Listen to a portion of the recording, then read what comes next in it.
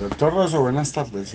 La pregunta es, ¿cómo está organizada la rama judicial del país? Bueno, pues la rama judicial es la encargada de impartir justicia, ¿no? O sea, las tres ramas del poder público son ejecutiva, legislativa y judicial. Sí. La rama judicial, la rama ejecutiva, pues es la que ejecuta las leyes que hace la rama legislativa, ¿sí? Y el encargado de garantizar que se cumpla con ese ordenamiento jurídico, pues es la rama judicial. Entonces, la rama judicial está dividida en varias en varias cortes, digámoslo así, o en varias jurisdicciones, ¿m? Cuya cabeza es cada una de las cortes, de las altas cortes. Entonces, una es la Corte Constitucional, que es la encargada de que se garantice y se den los derechos de la Constitución. Allá llegan todas las acciones de tutela, que son el mecanismo ideal por medio del cual se garantizan los derechos plasmados en la Constitución. Entonces, la primera es la jurisdicción constitucional. La otra es la jurisdicción contencioso administrativa, que esa es la encargada de velar que se cumplan todas las leyes y allá llegan todos los casos y todas las demandas que son contra el Estado. La otra rama es, o la otra jurisdicción, perdón, es la de la Corte Suprema de Justicia, que es, esa es como la jurisdicción encargada de lo penal, los casos civiles, los casos laborales, los casos de familia. Todos estos casos los revisa la Corte Suprema de Justicia. Y aparte de eso está otra corte que se llama el Consejo Superior de la Judicatura, que ellos son como la parte administrativa de toda la rama judicial y además ellos también conocen de tutelas también y también conocen de todas las demandas contra los jueces y los abogados del país. Entonces, están las altas cortes, que son las que ya les dije, luego siguen los tribunales administrativos, los tribunales superiores o tribunales administrativos, luego siguen los jueces de circuito.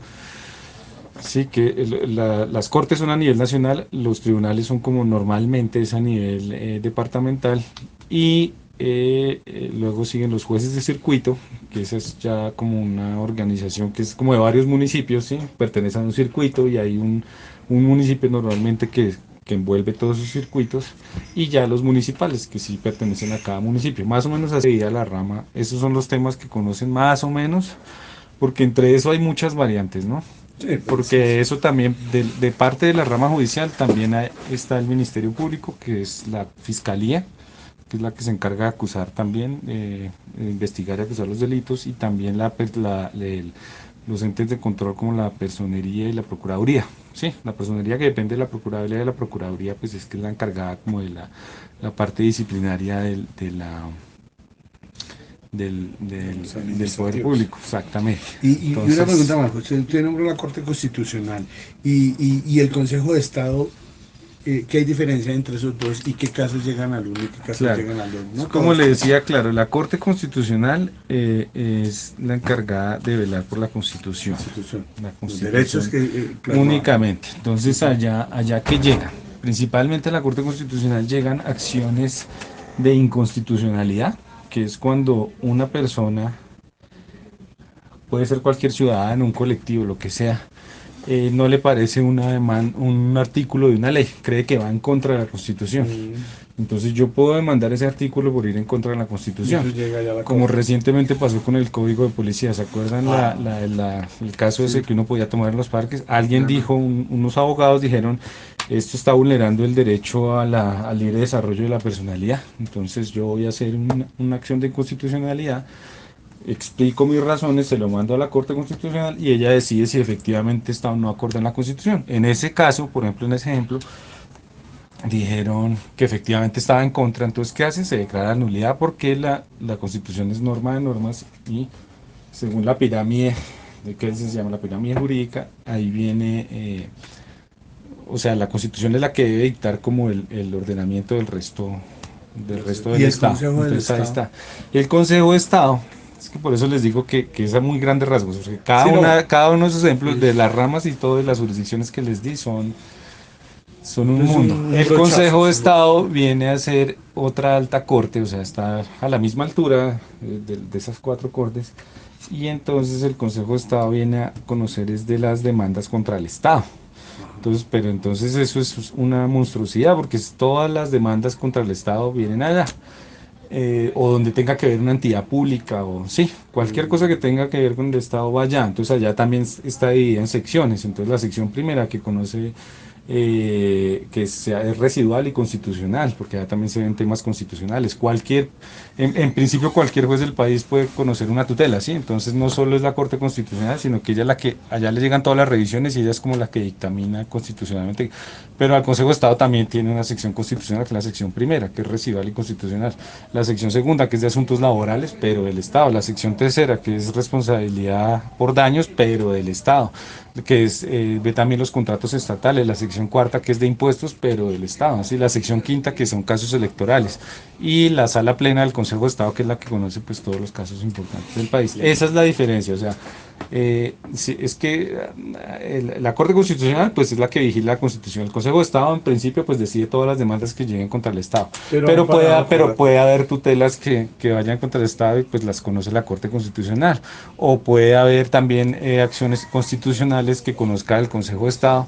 Y muchas veces ha habido inclusive choque de trenes porque ambas sacan un fallo en diferentes sentidos y usted a quién le hace caso si las dos son altas cortes, ¿sí? sí, Entonces ese es un problema que no se ha solucionado, ¿sí? hay Y un limbo jurídico ahí. hace parte del ordenamiento jurídico y pues hace parte también de la división de ramas del poder. Y una más, así, la tercera, gracias. Y dice, un ejemplo del acceso a la justicia. ¿Cómo podría ser? Un ejemplo, cualquiera. O sea, que me fueron injustos Que con un algo y ciudadano yo pueda cómo acceder a la... empiezo yo en el proceso, digamos. Sí, claro, pues pasa mucho, La por salud, digamos, ejemplo, en ¿no? la salud, sí, eso pasa, Un es pan de cada muy día. común. Entonces, a mí no me autorizan un tratamiento, no me autorizan un medicamento, no me autorizan una operación, ¿sí me entienden? Una cosa así. Entonces, ¿yo qué puedo hacer? Dependiendo de la situación hay un mecanismo, ¿sí? Lo que normalmente se hace, el camino, pues en principio que se hace para reclamar un derecho es primero un derecho de petición.